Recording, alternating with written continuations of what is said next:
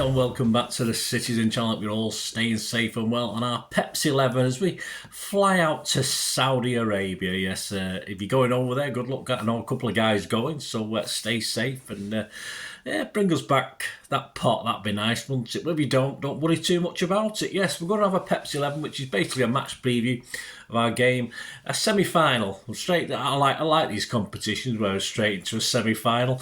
Urawa Reds or Urawa Red Diamonds is the full title. We're going to have a look at them and tell you a little bit about them, how they got there, and a little bit how they've been doing and how they were created. A little bit of history. There we go. They've got a bit of history, and of course they're going to play them on the 19th of December 2023 at the King Abdullah Sports City, or as King Abdullah Sports Stadium. I think it's classed as a sports city. It's a bit like the Etihad campus, isn't it? A bit like that, yeah. A bit warmer though.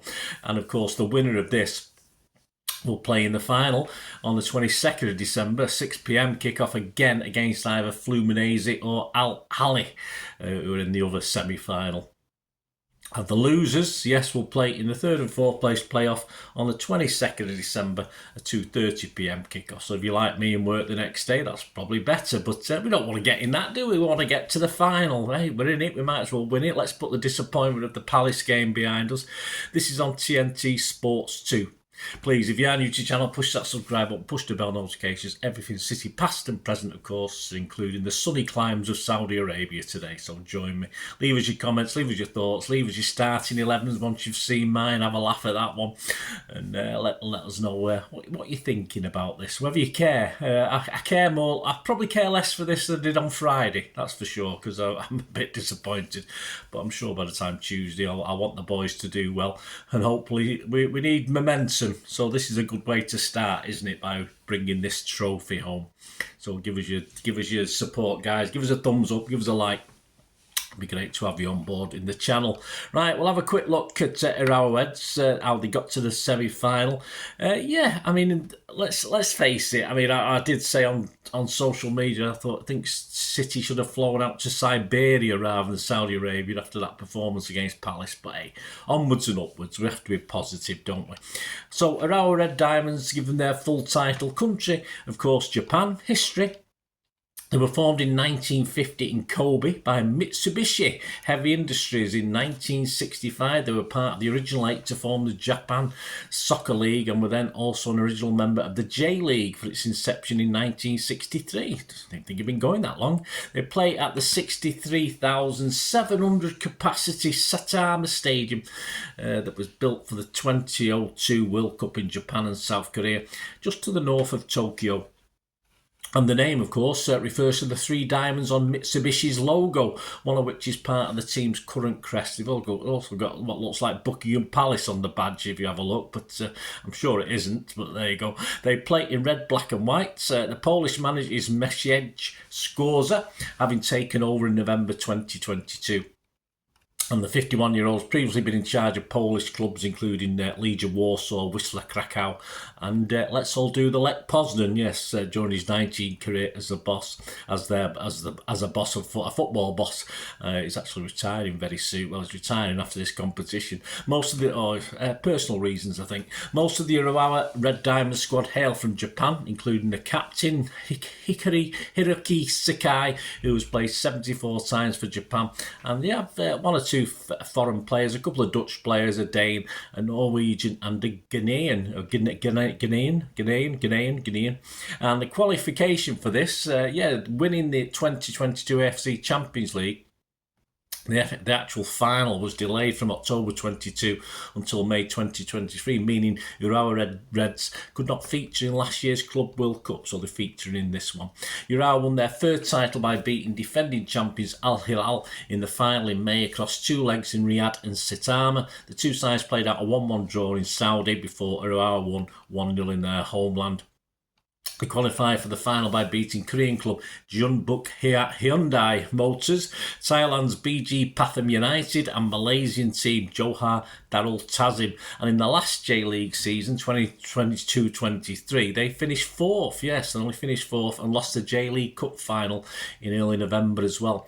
This tournament against Lyon, I watched that one the other night on the 15th of December. They won through, at times, quite a tight, nervy contest with the only goal coming from Alex Schalk in the 78th minute. Both teams worked hard on a warm, clammy afternoon, but it was the Urawa Reds that edged the few chances that came on the balance of play. I think just about deserved the victory. Another thing in their favour, of course, is the annoying fans, I call them, in the mostly empty stadium, literally with their zombie chanting. They never sort of shut up throughout the game, so it never went up or down a decibel when they scored. And of course, hopefully this just becomes background noise, and City will not find this a problem, as I don't think we'll be backed by as many vociferous fans, that's for sure. As I mentioned, for Urawa manager Scorza, this is his final fling as he's leaving the club. He'll relish a chance to lock horns again with Pep. He did so back in 2008, and the little fancied Wisla Krakow did very, very well against Pep's Barcelona. They managed to beat them 1-0. So, he's looking forward to this, I would imagine. The general yardstick, I think, on Urawa is that they're not as good as Yokohama. And they're the team, of course, that we played pre-season. So that gives us a little view of just what they're like. And as I said, we got to watch them the other night. And they're okay. They'll work hard, but will that be enough? But that'll depend on us, won't it? Whether we win this, as ever, this season depends on what City do and what Pep does with his starting 11. So let's have a look. The travelling squad for this one, we've got Edison, Ortega, Carson, Walker, Gvardiol, Akanji, Diaz, Stones, Aki, Gomez, Lewis, Rodri, Phillips, Kovacic, Nunes, Bernardo, De Bruyne, Bob, Foden, Doku, Grealish, Alvarez and Haaland. Yes, no place for the people like Hamilton, which is a shame, but there it is. There's no doubt Pep wants this competition, not just for cheeky, for the cash, for the extra cash we're going to get, but just for the club's prestige. Though I don't think he's going to take any risks. We've got problems at home, haven't we? Only if a player's 100% fit, I think he'll start any of these 2 games, because we're guaranteed 2 games. Let's face it, the Champions League and Premier League remain the priority, although it may take a bit of an amazing run for us to sort of grab this Premier League back, when you think we've got to go to Anfield, Tottenham, Newcastle, plus other stumbling places like Goodison and Sellers Park, never to mention playing good teams at the Etihad as well, and even bad teams can get a point off us. So it's a long road, but it's going to be a very difficult one. If we don't progress through this game, then I expect a very different 11, of course, for a third place playoff. Unless he's getting ready for Everton, of course. So the team will try to win this, and let's sort of narrow the options down of what Pep's 11 might be. I mean, ignore the injured and not fully fit. They were not on the bench for Palace. That includes Kevin De Bruyne, Doku and Haaland. Can't see them playing in this. I would drop from Saturday Edison, Walker and Alvarez. Now, you know me, I'm a big Edison fan, but I think he deserves a rest for this one. On the bench, perhaps saved for this, although I don't think Pep saved anyone, particularly for Saudi Arabia. It was a big game on Saturday, but on the bench that may play, he's talking Ortega, if I'm dropping Edison, Stones, Kovacic, Akanji and Nunes are all on the bench who may have been saved for this one. As Pep wants to win this game, who's in the squad that has no chance of starting, but if we play in a third spot playoff, may well do so. Well, that brings in people like Scott Carson, Sergio Gomez, Calvin Phillips, Oscar Bob. Although Oscar Bob may just bring us a surprise if there's no Doku availability, of course. But at the moment, I think he falls into that category. So there you go, there's my little sort of summation of players who can't play, won't play, or won't be allowed to play. So this is my 11, and of course, if I get 6 of these right, I'll be happy, because who knows how Pep's thinking, certainly after that disaster against Palace. I'm not too sure, but this is my 11. Let me know yours, guys. It'd be great to hear what you think. I'm going to go Ortega.